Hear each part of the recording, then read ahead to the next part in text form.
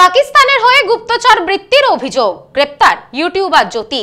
ISI এজেন্টের সঙ্গেও যোগাযোগ, ফোন থেকেও মিলেছে প্রমাণ। ট্রাভেল ব্লগার হিসেবে জনপ্রিয়তা ছিল তুঙ্গে, সেই সূত্রে আলাপ পাকিস্তানের হাই কমিশনারের সঙ্গে। কিন্তু তাই বলে পাকিস্তানের গুপ্তচর সংস্থা আইএসআই এর হয়ে চরবৃত্তি, অনেকটাই অবাক করার মতো কাণ্ড। হ্যাঁ, ভারতের হরিয়ানার বাসিন্দা মহিলা ইউটিউবার জ্যোতি মালহোত্রাকে আইএসআই এর চর হিসেবে গ্রেপ্তার করা হলো। ট্রাভেল উইথ জো নামের ওই ইউটিউব চ্যানেলের প্রধান জ্যোতি এখন খবরের শিরোনামে। অপারেশন সিঁদুরের পর তৎপর হয়ে উঠেছে ভারতের গোয়েন্দা বিভাগগুলি। ঘটনার তদন্তে নেমে হরিয়ানার ওই মহিলা ইউটিউবার সহ ৬ জনকে গ্রেপ্তার করল পুলিশ।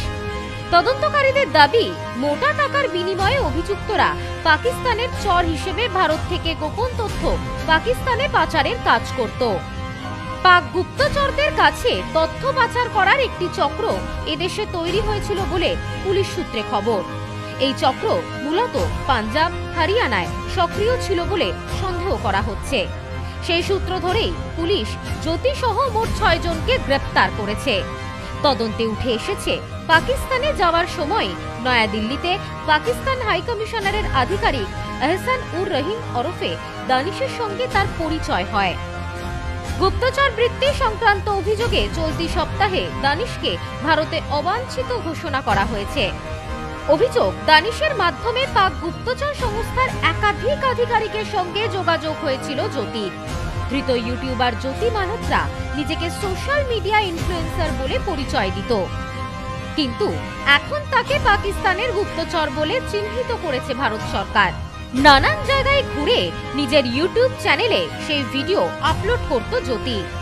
ট্রাভেল কন্টেন্ট ক্রিয়েটর হিসেবে 2023 থেকে এখনো পর্যন্ত দুবার পাকিস্তানে গিয়েছিল জ্যোতি। পুলিশের দাবি অনুযায়ী ওই সময় থেকেই পাকিস্তানের হয়ে চরবৃত্তি করছে সে। অবশেষে নির্দিষ্ট তথ্য প্রমাণের ভিত্তিতে জ্যোতি মালহোত্রা ওরফে জ্যোতি রানীকে হরিয়ানার হিসার থেকে গ্রেপ্তার করেছে পুলিশ। শুধু দানিশ নয়, পাকিস্তানের একাধিক জনের সঙ্গে যোগাযোগ রয়েছে জ্যোতি। হোয়াটসঅ্যাপ, টেলিগ্রাম, স্ন্যাপচ্যাটের মতো সোশ্যাল মিডিয়া ব্যবহার করে পাক এজেন্টদের সঙ্গে যোগাযোগ রাখত অভিযুক্ত। শাকির ওরফে রানা সাহেবাজ নামে এক পাক এজেন্টের নম্বর জাট রন্ধাওয়া নামে সেভ করা ছিল জ্যোতির ফোনে। পুলিশি জেরায় জ্যোতি জানিয়েছে, পাকিস্তানের ভিসার জন্য পাক হাই কমিশনার দানিশের সঙ্গে তার আলাপ। দানিশই পাকিস্তানে তার থাকা খাওয়ার ব্যবস্থা করে দিয়েছিল। আলী বলে অন্য একজনও সাহায্য করেছিল। আর এই আলী পাক ইন্টেলিজেন্সের 2 আধিকারিকের সঙ্গে তার দেখা করিয়ে দিয়েছিল। সন্দেহ এড়াতে তাদের ফোন নম্বরও অন্য নামে সেভ করেছিল Jyoti. Bureau report, news no man's land.